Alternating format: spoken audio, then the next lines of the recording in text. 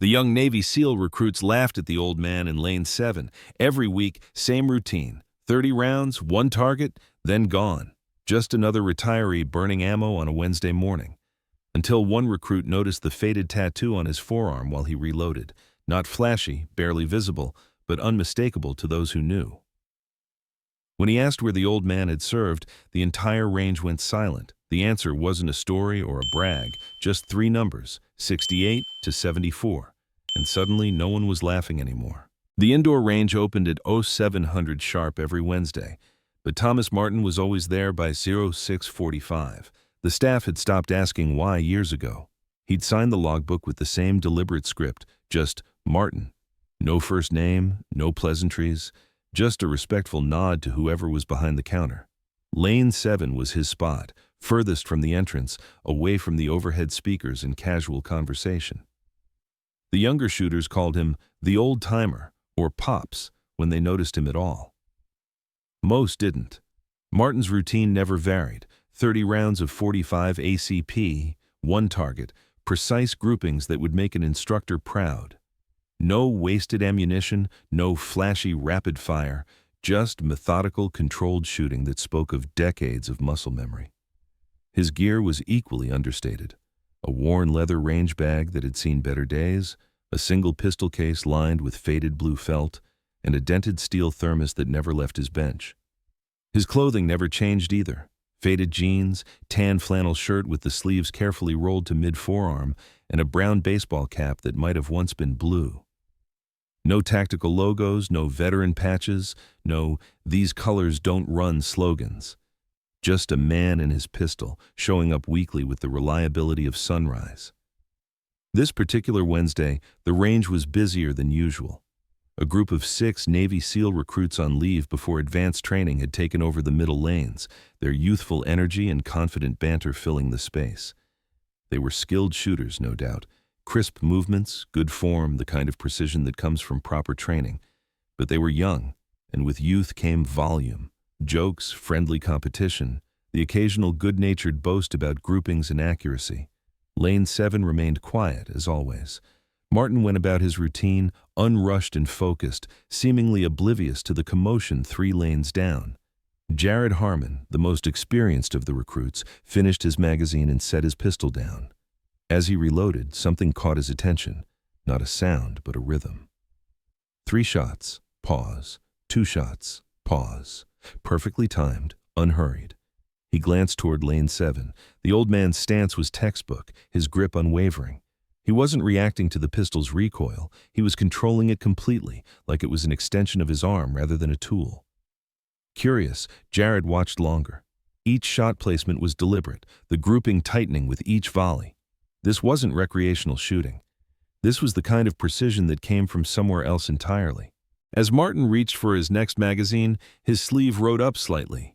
Jared caught a glimpse of something on the man's forearm, a faded tattoo, nearly invisible against sun-weathered skin. It wasn't decorative or artistic. It was utilitarian, the kind military men got decades ago when tattoos were markers, not fashion statements. Jared froze, his own magazine halfway inserted. The insignia was unmistakable to anyone who knew what to look for. Marine First Reconnaissance Battalion, with a small set of numbers beneath it. Not the kind of ink you pick from a wall in a shop, the kind you earn.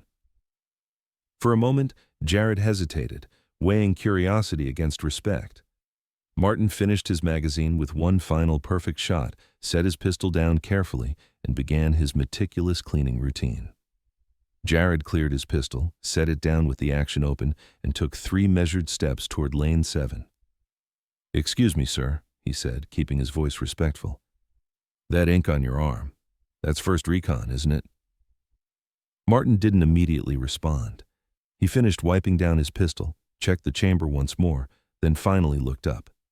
His eyes were clear blue, sharp despite the wrinkles that framed them. He studied Jared for a moment, evaluating. "Once," he replied simply.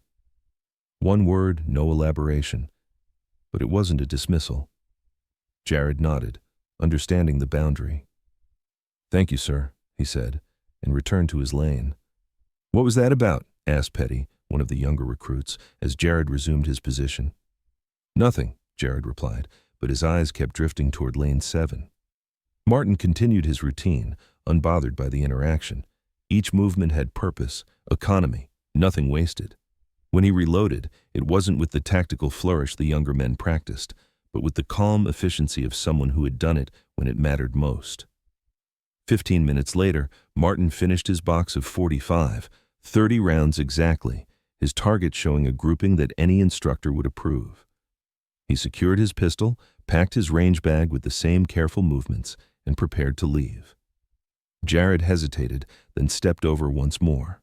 "Sir," Jared said quietly, "if you don't mind me asking, when did you serve?" Martin finished closing his pistol case before answering.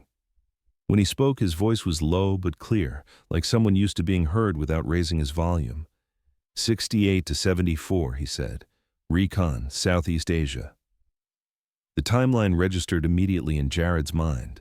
Vietnam, Cambodia, Laos, the secret operations that weren't in history books, the ones they still studied in training. First Recon had been the tip of the spear, operating deep behind enemy lines where most Americans never officially went. "Were you in Laos?" Jared asked, the question slipping out before he could filter it. Martin gave a slight nod. "Among other places." By now, the range had grown noticeably quieter. The other recruits had picked up on Jared's body language, the reverence in his tone. A few had stepped closer, sensing something significant in the exchange. "Did you ever train with the SEALs?" Jared continued, professional curiosity overcoming caution. Martin allowed himself the faintest smile. "We all did a little of everything back then," he replied. "You swam, you survived, or you didn't." Jared couldn't help but grin at the understated response. "Sir, my commanding officer told us about an operation in 1971, deep jungle recovery. The Marine who led the extraction was wounded but carried 2 men out under fire. They said the details were classified for years." Martin's expression didn't change. "A lot of things were classified for years," he said evenly. And just like that, the door closed again. Not harshly, but firmly. Some stories weren't meant to be told casually at a civilian range on a Wednesday morning. Martin stood, stretching his back slightly, and zipped his range bag. Jared stepped aside instinctively, the gesture automatic. The other recruits had gone completely silent now, watching with newfound attention. As Martin turned to leave, Jared did something unexpected. He snapped to attention, no joke, no exaggeration, just the genuine respect one serviceman shows another. Martin paused, regarding him thoughtfully. "Sir," Jared said clearly, "thank you for your service, truly." Martin studied Jared for a long moment, then walked back over slowly. He reached into his pocket and placed something in Jared's hand, a coin, heavy and solid. One side bore the First Recon insignia, the other side held a simple phrase, "Still here." Martin leaned in slightly, his voice low. "You'll know when it's your time to go quiet," he said. "Until then, earn it." Before Jared could respond, Martin was walking away. No salute, no handshake, just a deliberate exit into the morning sunlight, leaving behind a silence heavier than any story he could have told. Jared stood motionless, the weight of the coin in his palm, its significance sinking in. The challenge coin wasn't decorative or mass-produced. It was the kind that was never supposed to exist in the first place, given only to those who had been through the darkest operations, the ones that didn't make it into official records. "Yo, Jared," called Petty from lane 4. "You good?" Jared didn't answer immediately. He turned slowly and walked back to his friends, holding out the coin without a word. They gathered around, expecting another joke, another story about an old-timer. But when they saw the insignia, the date stamped on the edge, they went silent. "No way that's real," Petty muttered. "It is," Jared confirmed quietly. "Who gave it to you?" asked another recruit. Jared's eyes scanned the empty lane Martin had occupied moments before. "The man you all ignored," he said. "The one some of you laughed at earlier. That was Staff Sergeant Thomas Martin." None of them responded. They didn't need to. The silence said everything words couldn't. That night, sleep eluded Jared. The encounter at the range kept replaying in his mind.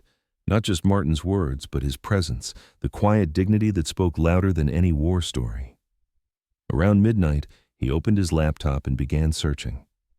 Most of the operations from that era remained heavily redacted, names and locations obscured even decades later. But Jared knew what to look for now.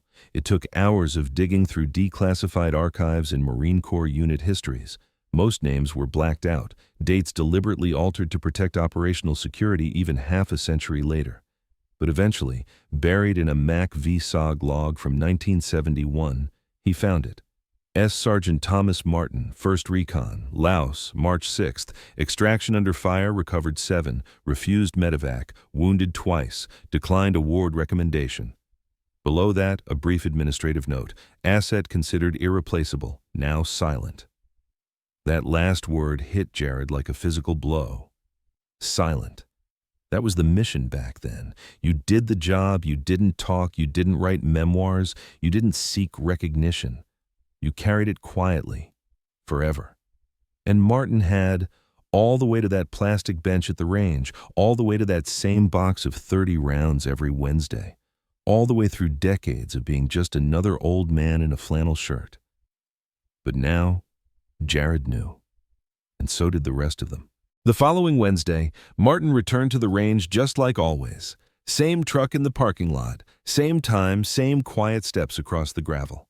He signed his name on the clipboard and made his way to lane 7, boots crunching softly beneath him. But this time, the air felt different. Jared was already there, not just him, but 3 of his teammates as well. They had arrived before sunrise and were waiting near the back bench. They didn't approach Martin or interrupt his routine. They simply stood a little straighter, nodded respectfully, and watched with the kind of attention usually reserved for instructors, not old men in denim. Martin set up without acknowledging them, pinned his target with practiced precision, and began his routine.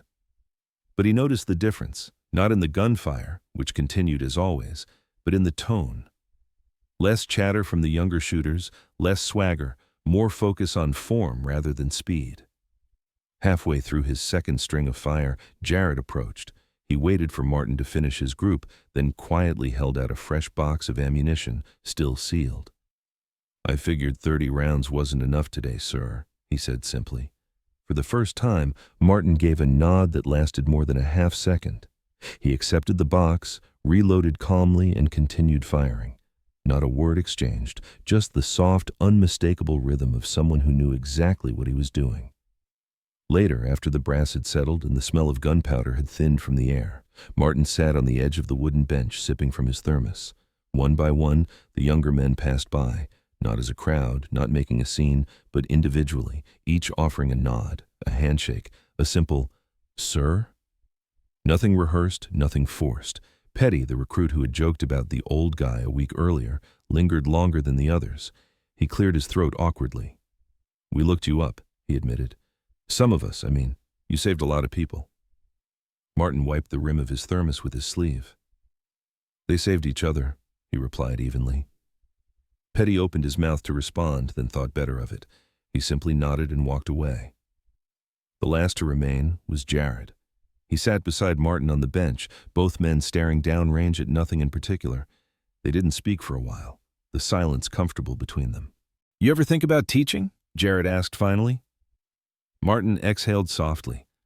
"I spent 30 years trying to forget everything I could teach," he replied.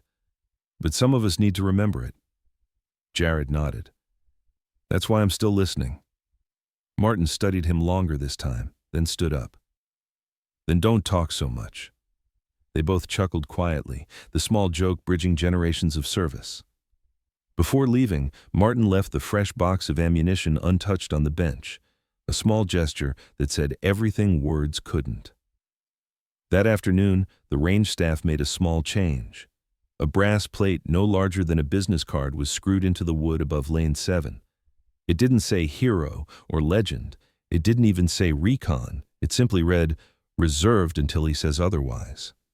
Martin never asked who put it there, and he never told them to take it down. The weeks that followed established a new normal at the range.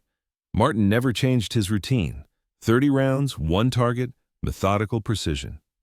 He never told war stories, never raised his voice, never asked for recognition. But everything around him had shifted subtly. The staff no longer referred to him as the old guy. Now it was The Marine in Lane 7. New shooters were quietly informed that the lane was reserved on Wednesday mornings, no explanation offered beyond a respectful nod toward Martin's direction. The SEAL recruits, when their training schedule allowed, would position themselves nearby, not crowding him, not interrupting, but observing with the kind of attention that acknowledged true mastery. Occasionally, one would approach with a technical question, which Martin would answer in the fewest words possible, demonstrating rather than explaining. Jared visited whenever he could, sometimes shooting alongside Martin, sometimes just watching. He noticed how the older man never needed to announce his credentials or display his history. His presence alone commanded respect once people knew what to look for. That was the thing about real warriors, Jared realized. They didn't advertise. They didn't need constant validation. They simply existed, carrying their experiences quietly, waiting until someone was wise enough to notice the way they moved, the way they focused, the way they didn't need to be seen to matter. Martin didn't need a biography or applause. All he needed was that one recruit who looked past the surface and asked the right question. And from that moment on, every round he fired taught more than any lecture could. Some men teach with words, others teach by presence. Thomas Martin had chosen silence decades ago, carrying classified history in his hands until time itself nearly forgot, until someone remembered to look closely at the quiet man in Lane 7. If this story of silent strength and earned respect resonated with you, hit that subscribe button to join our community. Have you ever encountered a quiet veteran whose service went unrecognized? Share their story in the comments below. We read every single one and would love to honor their memory. Do you believe we should recognize these silent warriors before it's too late? Let us know your thoughts, and don't forget to turn on notifications by clicking the bell icon so you never miss our daily uploads of powerful stories that celebrate the quiet heroes among us.